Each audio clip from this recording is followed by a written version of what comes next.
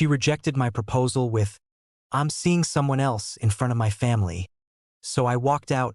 The smell of collard greens and cornbread filled every corner of my parents' house, mixing with the sound of Al Green floating from the old stereo in the living room. I stood in the doorway of the kitchen, watching my mother move between the stove and the counter with the practiced grace of a woman who'd been feeding family for 40 years. My father sat at the head of the dining table, already dressed in his Sunday best even though it was Saturday, polishing his reading glasses with the same handkerchief he'd carried since I was a kid. Today marked their 40th wedding anniversary. For decades of building a life together in a world that hadn't always been kind to Black families trying to make it. This wasn't just any Saturday dinner. It was a celebration of legacy, of endurance, of the kind of love that weathers storms and comes out stronger. And I was about to add to that legacy by proposing to Simone, the woman I'd spent the last 6 years believing was my forever. Hello friends, before I continue the story, please support the channel by becoming a subscriber and giving the video a like. Also, let us know in the comments where you're watching right now. Simone sat in the living room with my sister Candace, laughing at something on her phone, her box braids cascading over one shoulder. She wore a cream-colored dress that complemented her deep brown skin, and every time she smiled, I felt that same pull I'd felt the first day we met at Howard University's homecoming. My sister caught my eye and gave me a knowing look, her eyebrows raised in a silent question that asked if I was really going through with this. I nodded slightly, my hand unconsciously moving to my jacket pocket, where the ring box sat heavy with promise and generations of history. This ring had belonged to my grandmother, a woman who'd raised 7 children during segregation and still found room in her heart to love my grandfather until his last breath. The gold band with its modest cluster of diamonds represented more than just jewelry. It was a symbol of Black love persisting, thriving, refusing to break under pressure. Tonight, I would pass that symbol to the woman I wanted to build my own 40 years with. My uncle Jerome arrived with his wife Patricia, followed by my cousins Malik and Jasmine with their kids in tow. The house began filling with the particular energy that Black family gatherings possess.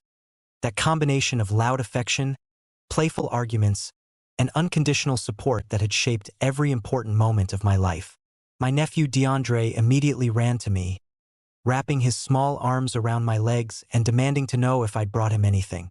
I ruffled his hair and promised him dessert if he sat still during dinner, watching his face light up with that pure joy only children can access so easily. My Aunt Patricia made her way to the kitchen to help my mother, and within seconds, I could hear them talking in that rapid-fire shorthand that sisters-in-law develop over decades. This was my village, my foundation, the people who'd shown me what commitment looked like when the world tried to convince us we weren't worthy of it. Dinner was a symphony of familiar flavors and familiar faces. My father said grace, his deep voice trembling slightly with emotion as he thanked God for 40 years with the love of his life. We passed dishes around the table, mac and cheese, greens seasoned with smoked turkey, candied yams, fried chicken that crackled when you bit into it, cornbread still warm from the oven. Simone sat beside me, complimenting my mother's cooking with the enthusiasm she'd always shown around my family, her hand occasionally resting on my thigh in a gesture of comfortable intimacy. My mother beamed at her, and I saw in my mother's eyes that same approval she'd been showing for the past 6 years, that gratitude that her son had found someone who seemed to fit. The conversation flowed from politics to church gossip to my father's latest attempts at gardening, the kind of easy rhythm that comes from people who genuinely enjoy each other's company. As plates began to empty and my mother started preparing to bring out the anniversary cake she'd spent all week planning, I felt my heart rate accelerate. My cousin Malik, who I'd told about my plan, gave me an encouraging nod from across the table. I'd practiced this moment 100 times in my mind, imagining the joy, the tears, the celebration that would follow. My hand moved again to the ring box, my fingers tracing its velvet edges, feeling the weight of family history pressing against my ribs. This was supposed to be perfect. 2 milestones celebrated in one night, my parents' enduring love blessing the beginning of my own marriage. I stood up, my chair scraping against the hardwood floor with a sound that cut through the conversation. All eyes turned to me, and I saw my mother's hand fly to her chest in anticipation. My father's face broke into a wide smile, and I knew he understood what was coming. DeAndre started to say something, but Jasmine quickly shushed him, pulling out her phone to record what she assumed would be a moment of pure celebration. I cleared my throat, suddenly aware of how dry my mouth had become, how my palms had started to sweat despite the air conditioning humming in the background. I want to say something while we're all together, I began, my voice steadier than I felt. 40 years is an incredible achievement, and Mom, Dad, you've shown me what real love looks like. The kind that doesn't quit when things get hard, that doesn't look for the exit when times get tough. My mother was already tearing up, dabbing at her eyes with her napkin. My father nodded, his jaw tight with emotion in that way black men of his generation show feeling without fully releasing it. I turned to Simone, whose expression had shifted from casual interest to something I couldn't quite read. Not excitement, but something closer to discomfort, maybe even dread. Simone? I continued, reaching into my pocket and pulling out the ring box. You've been my partner, my best friend, my inspiration for 6 years. I lowered myself onto one knee, hearing the collective intake of breath from my family, seeing phones raised to capture the moment. The ring caught the light as I opened the box, the diamonds glinting with the promise of a future I'd spent months planning. You've stood beside me through graduate school, through me starting my own firm, through every challenge and every victory. I want to spend the rest of my life building something beautiful with you, the way my parents built something that's lasted 40 years. My voice cracked slightly with genuine emotion, with the vulnerability of a man offering his whole heart in front of the people who mattered most. Simone Davis, will you marry me? The question hung in the air like a prayer waiting for an answer. For a moment, there was absolute silence. My family sat frozen in tableau, smiles expectant, phones recording, love radiating toward us like physical heat. But Simone's face didn't reflect any of that love back. Instead, I watched something cold and almost cruel settle over her features, a mask I'd never seen her wear before. Her eyes flicked from me to my family and back again, and I saw a flash of something that looked almost like annoyance. When she spoke, her voice was loud enough for everyone to hear, clear and deliberate, as if she wanted to make sure there was no ambiguity. I can't marry you, Marcus, she said, and I felt the temperature in the room drop 10 degrees. I'm seeing someone else. The words didn't make sense at first. I stayed on one knee, the ring box still open, my brain struggling to process the sounds coming from her mouth into coherent meaning. My family's collective gasp sounded distant, muffled, as if I were underwater and they were calling to me from the surface. Simone didn't look away, didn't soften the blow, didn't show any of the guilt or remorse I might have expected from someone delivering such devastating news. Instead, she looked almost relieved, like she'd been carrying a burden and was finally setting it down, regardless of who it crushed in the process. His name is Terrence, and we've been together for almost a year. 12 months, 365 days of my life spent believing in a future that she'd already decided didn't exist. I thought about last year's Thanksgiving, when she'd sat at this same table and held my hand during grace. I thought about Christmas morning when she'd given me cufflinks engraved with my initials and kissed me under the mistletoe my mother had hung. I thought about Valentine's Day, my birthday, her birthday, every moment in the past 12 months when she'd looked me in the eye and lied with her presence, her affection, her casual intimacy.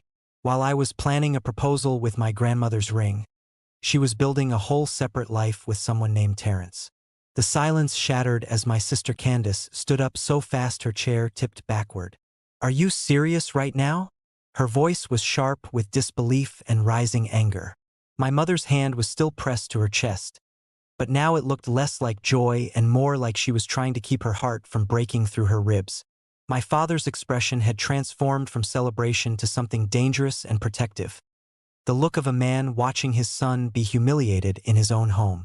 Uncle Jerome muttered something under his breath that sounded like a curse, and Aunt Patricia's mouth hung open in shock. I slowly stood up, my knee aching from the hard floor, and looked at Simone with new eyes. 6 years, and I was only now seeing who she really was.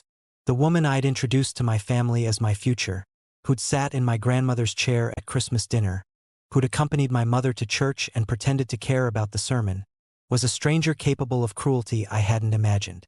She sat there, calm as still water, as if she hadn't just detonated a bomb in the middle of my parents' anniversary celebration.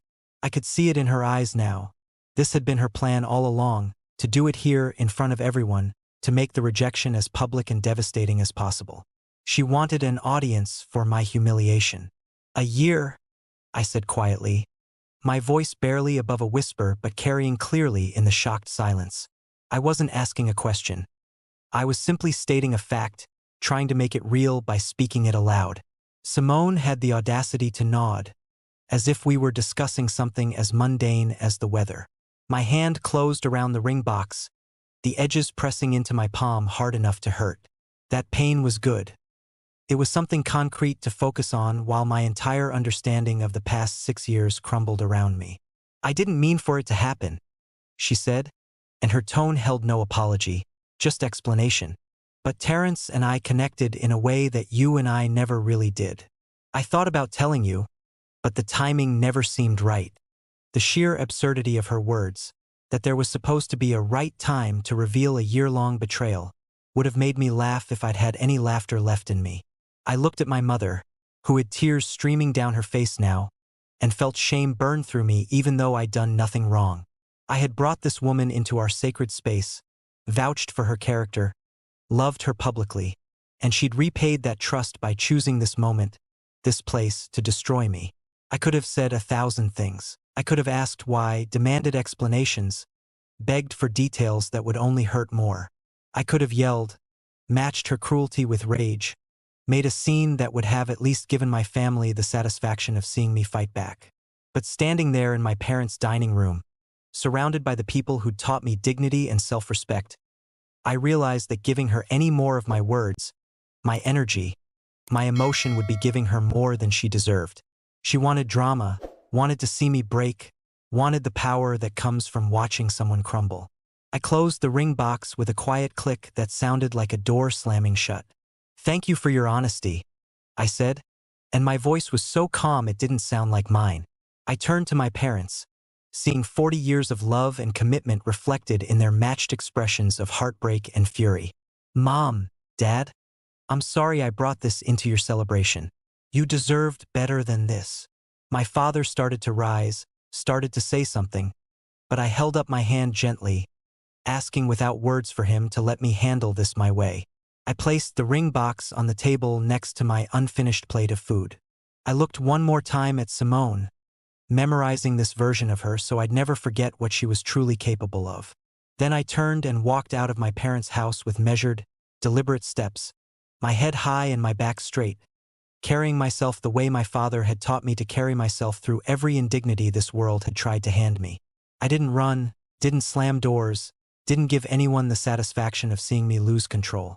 The cool evening air hit my face as I stepped onto the porch, and I heard the explosion behind me as my family's shock transformed into fury.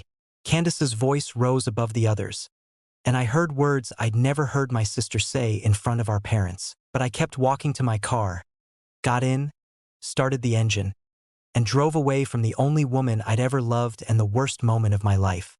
The streets of Atlanta blurred past my windows, familiar landmarks made strange by the tears I finally allowed to fall now that I was alone.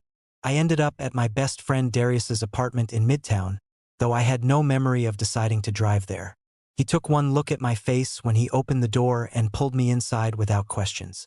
We'd been boys since 3rd grade, had survived every stage of growing up Black in America together, and he knew me well enough to know when words would help and when silence was the only medicine. He handed me a glass of bourbon, sat down beside me on his couch, and just existed in the quiet wreckage with me. For 3 hours, we sat there while I slowly pieced together the outline of what my life would look like now. The first thing I did, once the bourbon had dulled the sharpest edges of the pain, was block Simone's number. I went through Instagram, Facebook, Twitter, every digital space where she existed, and systematically removed her from my view. There was no dramatic final text, no explanation, no closure, just the clean amputation of a diseased limb. Darius watched me work through my phone with the methodical focus of a man performing surgery. nodding his approval each time another connection was severed. "That's right, King," he said quietly. "Protect your peace." My phone started buzzing with messages from my family, and I sent out a group text. "I'm safe. At Dee's place. Please don't contact her. I'll call tomorrow." My mother tried to call anyway, but I wasn't ready to hear her cry or apologize for something that wasn't her fault. I needed this night to just sit with the betrayal, to feel it fully before I had to start performing strength for the people who loved me. Darius ordered pizza that we didn't eat and put on Martin reruns that we didn't watch, and I was grateful for the pretense of normalcy even as my entire world reorganized itself around this new, ugly truth. I spent the next week at Darius's place, going to work each day and designing buildings like my life hadn't imploded, then coming back to sleep on his couch. My firm was in the middle of a major project, a community center in the West End that would serve the neighborhood I'd grown up in, and I poured all my betrayal and hurt into those blueprints. Architecture had always been my language for hope, for building something permanent in a world that tried to erase Black people's contributions, and now it became my therapy. Every line I drew, every space I designed, was an act of defiance against the chaos Simone had created. On day 8, Darius came home from work with a strange expression on his face. "Man, you need to see something," he said, pulling out his phone. My stomach dropped because I knew, somehow, that whatever he was about to show me would change everything again. He pulled up Twitter, where a video titled, "This is what heartbreak looks like. Watch this woman destroy a good Black man" was going viral. My cousin Malik had posted the footage from his phone. My proposal, my speech about 40 years of love, me on one knee with my grandmother's ring, and Simone's cold, cruel rejection delivered in high definition. The internet had done what the internet does. It had taken my most private pain and made it public spectacle. But this time, the court of public opinion was firmly on my side. The video had been shared hundreds of thousands of times, with comments ranging from supportive, "This king deserves so much better," to viciously angry at Simone. "She really humiliated this man at his parents' anniversary dinner? Disgusting." Someone had identified her, found her LinkedIn profile, her Instagram, her employer, and spread it all across social media like wildfire. Simone Davis was getting destroyed in real time, her face becoming synonymous with betrayal and cruelty. I watched the video twice, seeing my own heartbreak reflected back at me, and felt a strange mixture of emotions. Part of me was horrified that this intimate moment was now entertainment for strangers. But another part of me, the part that was still raw and bleeding from her betrayal, felt a dark satisfaction. She had wanted to humiliate me publicly. Now the world was returning that humiliation to her 1,000-fold. Malik had added commentary to the video. "My cousin is one of the best men I know. He's an architect building affordable housing in Black neighborhoods. He takes care of his family. He loved this woman with everything he had.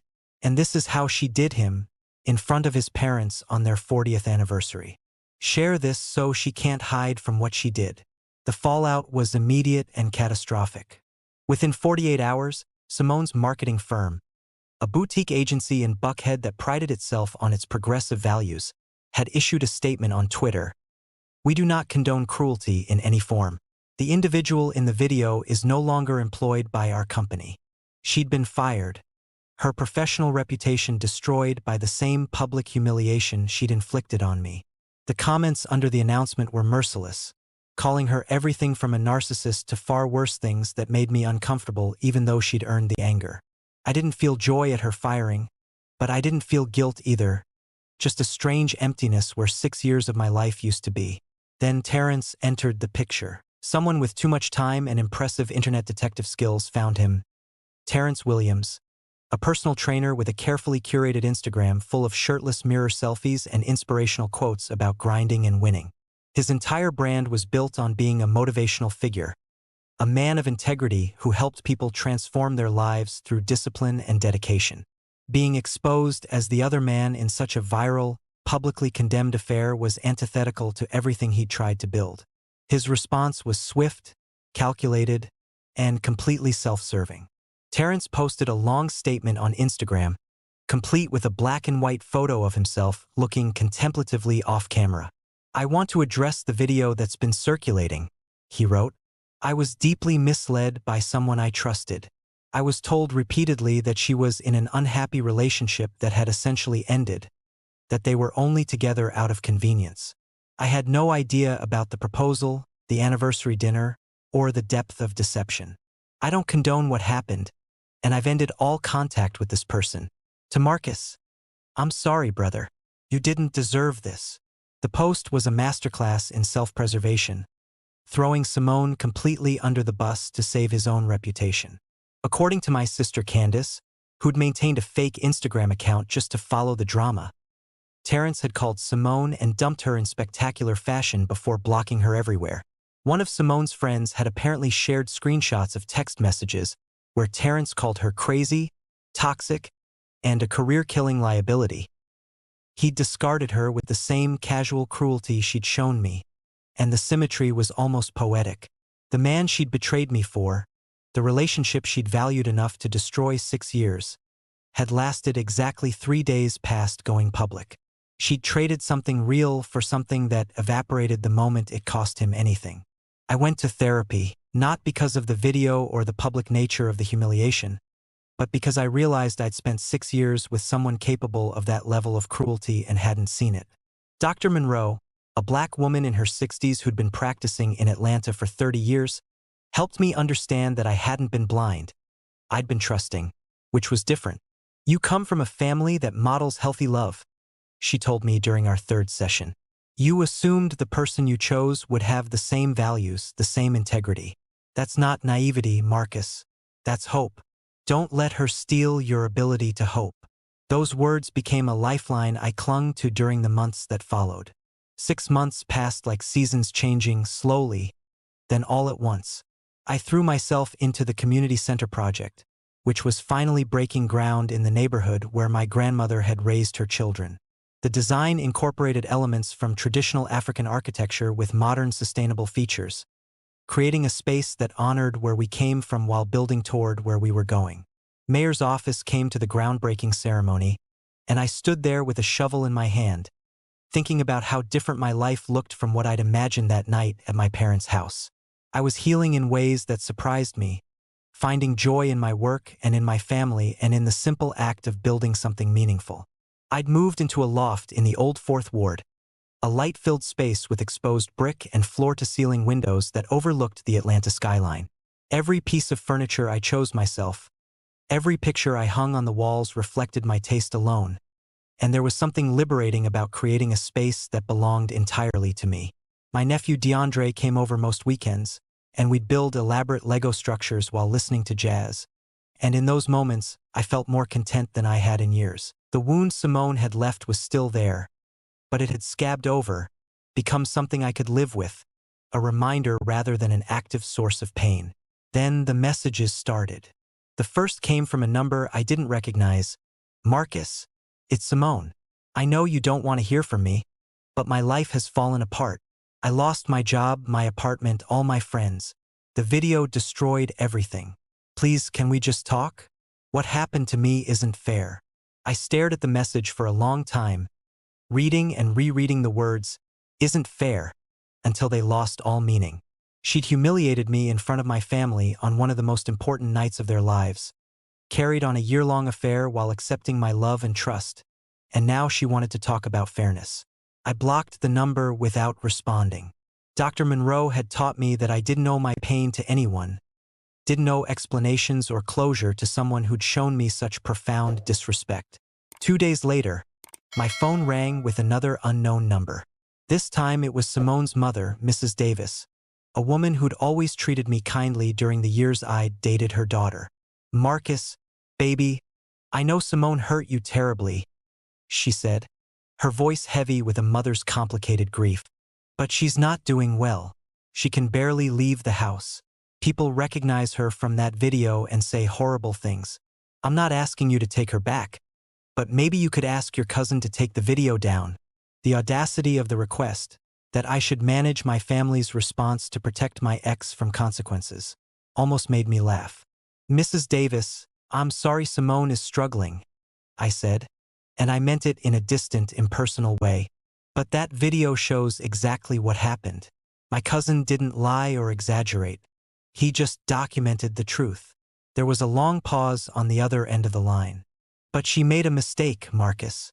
Don't black women deserve grace and second chances too? The question hit me like a slap, the implication that I was somehow betraying my community by not protecting Simone from her own actions. This isn't about grace, Mrs. Davis. This is about consequences.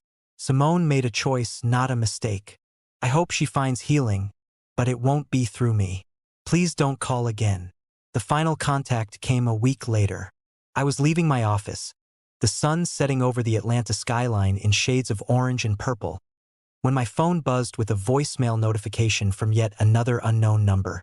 I almost didn't listen to it, but something made me press play as I walked to my car. Simone's voice exploded from the speaker, no longer pleading but venomous with rage. You know what, Marcus? Fuck you and your whole sanctimonious family.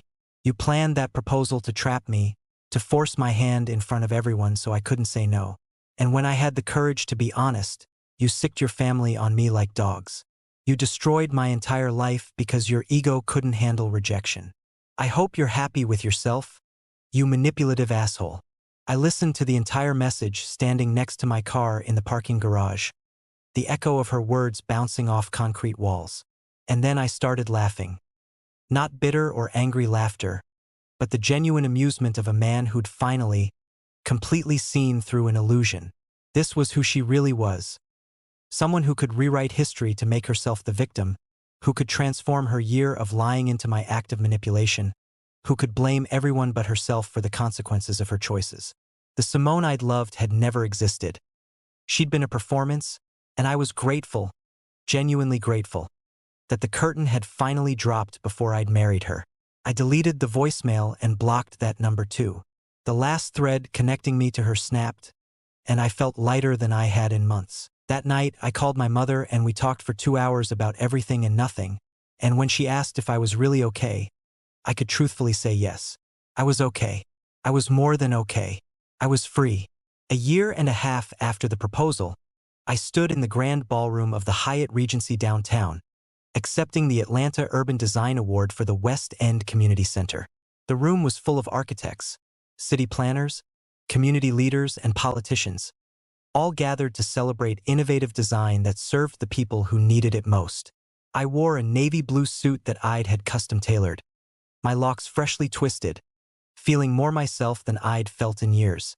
The award, a beautiful piece of blown glass that caught the light and fractured it into rainbows, sat heavy in my hands as I gave my acceptance speech about architecture as an act of love for your community. After the ceremony, I stood near the bar talking with the director of the city's housing authority about a potential new project. The conversation was exciting, the kind of opportunity I dreamed about when I first started my firm, and I felt that electric possibility of a future full of meaningful work. My best friend Darius was across the room, raising his glass to me with a proud smile. My parents were there too, my mother in her finest dress, my father beaming with the particular pride of a black man watching his son succeed. This was my life now. Full, purposeful, surrounded by people who genuinely cared about my well-being. That's when I saw her.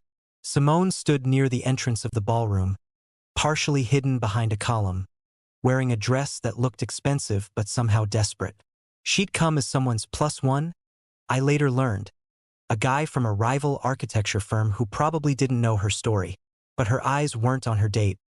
They were locked on me, watching me move through the room, watching people congratulate me, watching the life I'd built in her absence. I saw her face clearly across the crowded space, and there was such naked longing there, such regret, that I almost felt sorry for her. I turned back to my conversation, deliberately choosing not to acknowledge her presence. But 20 minutes later, as I stepped away to get some water, she appeared beside me at the bar. "Marcus," she said, her voice soft and careful, like she was approaching a wild animal that might bolt. "Congratulations. The community center is beautiful. I drove by it last week, and it's everything you always talked about building." Her compliment felt like a transaction, like she was offering praise in exchange for my attention, my forgiveness, something. "Thank you, Simone," I replied, my tone polite and professionally distant. I didn't ask how she'd been or acknowledge the elephant crushing the space between us. She shifted her weight from foot to foot, twisting a small purse in her hands.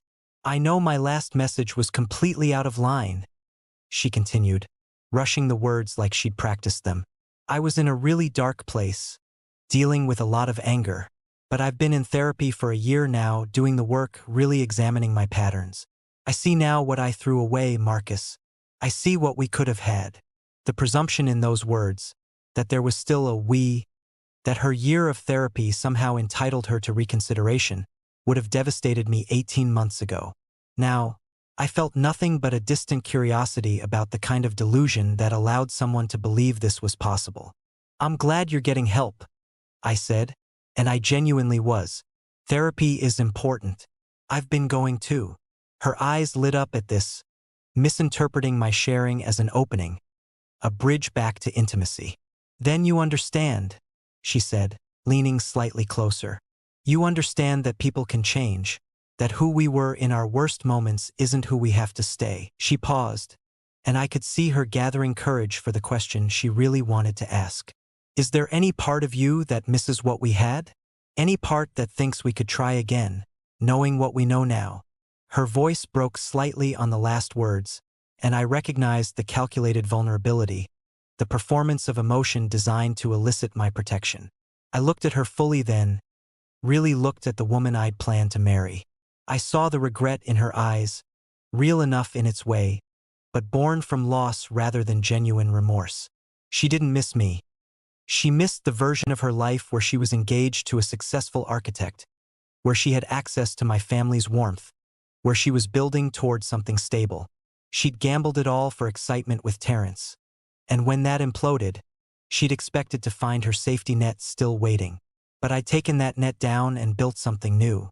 I appreciate you sharing that, I said, choosing my words carefully and deliberately. But I need you to understand something, Simone. The person you're apologizing to doesn't exist anymore. The Marcus who loved you, who would have done anything for you, who planned that proposal with his grandmother's ring. You killed him that night at my parents' house. I'm someone different now, someone who's learned that my peace is more valuable than anyone's presence in my life. I watched her face crumple as the reality of my words settled over her. But people make mistakes, she whispered, tears forming in her eyes. I made a terrible mistake. No, I corrected her gently but firmly. A mistake is forgetting an anniversary or saying something hurtful in an argument. What you did was make deliberate choices, day after day for a year, to lie to me while sleeping in my bed and sitting at my family's table. You chose to humiliate me in the most public, cruel way possible when I was at my most vulnerable. Those weren't mistakes, Simone. That was who you are, and I finally believe you. A tear rolled down her cheek, and she made no move to wipe it away. So that's it? 6 years means nothing? 6 years taught me everything I needed to know, I replied. They taught me what I don't want, what I won't accept, what I deserve better than. They taught me that my grandmother's ring belongs with someone who understands what it represents. 40 years, 60 years, generations of black love that refused to quit. You taught me to never again confuse consistency with compatibility or familiarity with genuine connection. For those lessons, I'm actually grateful. I picked up my glass of water from the bar and prepared to walk away. I hope you find peace, Simone. I hope therapy helps you understand why you did what you did, and I hope you make better choices with whoever comes next. But I won't be part of your healing journey. Goodbye. I didn't wait for her response, didn't give her the opportunity for one more plea or explanation. I simply turned and walked back toward my family, toward Darius, toward the colleagues who respected my work and the community that valued my contributions. I didn't look back, but I could feel her presence behind me, a ghost of a life I'd outgrown. My mother saw me approaching and opened her arms, pulling me into a hug that smelled like her perfume and unconditional love. You good, baby? She whispered into my ear, and I realized she'd seen the whole exchange from across the room. I'm perfect, Mama, I told her, and meant it with every fiber of my being. My father clasped my shoulder, his grip firm with pride and protection, and I was surrounded by the people who'd shown me what real love looked like. The rest of the evening unfolded in a blur of celebration and connection. I talked with community leaders about future projects, exchanged cards with potential collaborators, and laughed with my family about my father's terrible jokes. Every moment felt full and present, unburdened by the past I'd finally, completely released. Somewhere behind me, in a corner I never looked toward again, Simone was learning what it meant to be a spectator to someone else's happiness, to watch the life she'd rejected flourish without her. The last image I have of that night isn't of Simone, but of my father pulling me aside as we were leaving. He looked at me with eyes that had seen every iteration of racism and resilience this country could offer, and he said, "Son, I'm proud of you. Not for the award, though that's good too. I'm proud of how you walked away that night at our house with your dignity intact. I'm proud of how you rebuilt yourself. That's the real work. Choosing yourself when someone else has chosen to hurt you. That's the legacy I wanted to give you." His words settled over me like a blessing, and I understood that the proposal rejection had been a kind of deliverance, a painful gift that redirected my life toward something truer.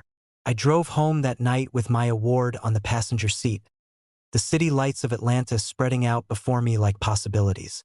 My phone buzzed with congratulatory texts from people who genuinely celebrated my success. My calendar was full of projects that mattered, buildings that would serve my community for generations. And for the first time since that night 18 months ago, I felt complete, not despite being alone, but because I'd learned to be whole within myself. Simone had tried to break me, but instead, she'd freed me to become someone stronger, someone who knew his worth, someone who wouldn't settle for anything less than the kind of love his parents had shown him was possible. The story of my rejected proposal would always be part of my history, a viral moment that strangers had witnessed and judged. But it no longer defined me. I was Marcus Bennett, architect, son, brother, friend, builder of spaces where community could flourish. I was a black man who'd survived heartbreak and came out believing in love again, just more carefully, more intentionally. And somewhere ahead of me, I knew, was a woman who would understand what my grandmother's ring represented, who would cherish the family that came with it, who would build 40 years with me the way my parents had built theirs. But tonight, I was content with just me. That was enough. That was everything. Thank you for watching all the way through. There's another story to your left screen. You'll enjoy it more than this one.